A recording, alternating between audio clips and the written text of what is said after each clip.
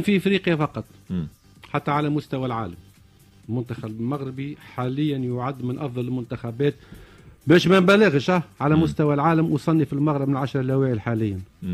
وعندي المعطيات وعندي الملاعب. المنتخب المغربي حتى لو فايز ومحقق 14 فوز، تطلع لك شريحه تنتقد وليد الركراكي او وليد الركراكي عشان الناس ما تزعل. عبد الله مش الركراكي، يعني الركراكي. احنا بالخليج نقول الركراكي. اتمنى له التوفيق. ولكن حتى 14 فوز وكذلك بطولة كأس افريقيا هي المحك الرئيسي للمنتخب المغربي. وليد الركراكي لولا وليد والله ما شافه منتخب للمغرب.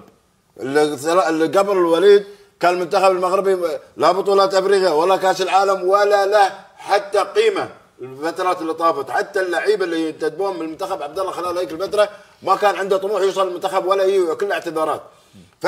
كانت فتره ركود كبيره للمنتخب المغربي. خليلوفيتش بعد عوده بعد تعيين الركراكي شفنا المنتخب الواحد، شفنا حتى الجمهور المغربي رجع للساحه، شفنا الانجاز الكبير اللي حصل العالمي اللي في قطر عبد الله، شفنا عقب توالت المباريات عبد الله في استمراريه. في اليوم المنتخب المغربي مثل قلت 14 بدون خساره، 6 مباريات فوز كامله في علامه كامله.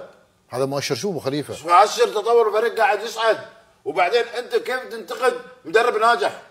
الركراكي ارقامه تقول، نتائجه تقول عبد الله يقيم عن النتائج. المنتخب المغربي راجع بعد قبل الفترات اللي هذا ما في نتائج. قسما بالله يمكن 10 سنوات ما في نتائج المنتخب المغربي وما له شكل اصلا.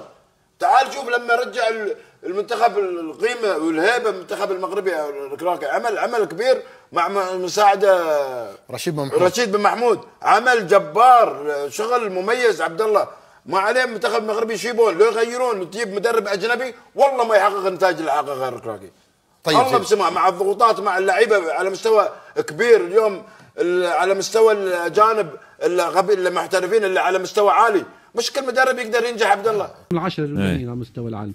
اللي تغير في المغرب شنو؟ وقلناها وعاودناها، ليتا ديسبري. كي يجي افضل ظهير ايمن في العالم اشرف حكيمي يجيبك الاسبري هذاك نتاع نحب نعطي اضافه للمنتخب نقول له برافو. كي يجيو نجوم المنتخب المغربي اللي هما يحكموا باحكامهم في الفرق نتاعهم ويعملوا الفارق، يدخلوا للمنتخب ينصهروا في تفكير المنتخب وفي تفكير المدرب وفي جو المنتخب، ينساو اساميهم والقيمه التسويقيه نتاعهم وينصهروا في ليتا ديسبري نتاع المنتخب المغربي اللي قلنا عليه مرعب كالطاحونه كالاعصار. المنتخب المغربي رولو كومبريسور اللي يضرب على بعضه بدون توقف، لانه تفكيره ولا تفكير جماعي وليس بالتفكير الفردي. وقت اللي مدرب المنتخب المغربي يكون درب سنه واحده ولا سنتين يعطيوه المنتخب المغربي مش 19 سنه كما اللي عندنا، فهمتني؟ يراني المنتخب المغربي ومندراك ويبهر به العالم.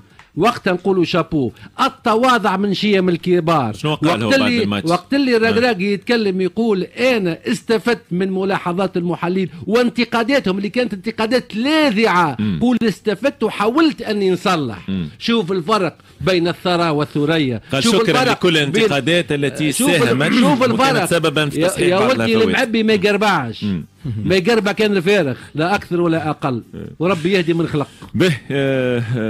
حميد، منتخب المغرب دائما ما كان له نجوم كبار لكن لا يوفق يعني في التتويج بلقب كاس افريقيا. ديجا توج مره وحيده عام 76. المره هذه كل الامور في صف منتخب المغرب بناء على شفناه في اخر المباريات، بناء على ريناه منذ كاس العالم قطر 2022. كما قلت كان يضم لاعبيه كبار لكن مش بالكيفيه ذي.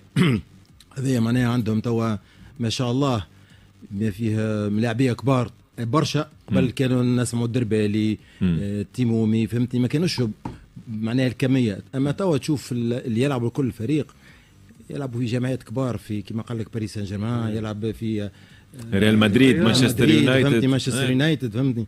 حاجه اخرى ورانا اللي جمعيه متكامله. كي تفرج في مع اسبانيا مع دراك معناها في كوب دي موند نوروبا نهائي اللي كيفاش ربحت اسبانيا.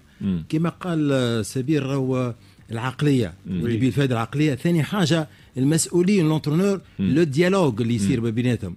انا الحقيقه مش نحكي على الفتره اللي عشتها انا نتاع 3 سنين وقتها كنت مع ليكيب ناسيونال. نشوف الملاعبيه الحقيقه سي لو ديرني دو لور سوسي وقت اللي يجيو غاديك مش يتفرهدوا ما تحسش اللي الروح نتاع البلاد والواحد تعرف اون ايتي اليميني معناها بيتمون في الموزمبيق معناها هذه خسرنا هذاك اللي معك خالد وقت خالد حاضر وقت خالد مش نفكروا في حاجه طبعا باش نوريك الحقيقه ما نعرفش هو يتذكرها ولا لا اللي انا مش توا مش نرمي له الورود لكن عجبت هذه انت توا جبت لي اعطيتي المناسبه مش نحكي عليها. خالد وقتها في الانترينمون ما نعرفش يتذكر ولا لا. خالد في الانترينمون وقتها الى يو بليسور ظريفه في الماتش في الانترينمون قبل الماتش من غدوه ما يعرفهاش هو. لا نذكرها. تقول ومن غدوه باش تلعبوا سمير.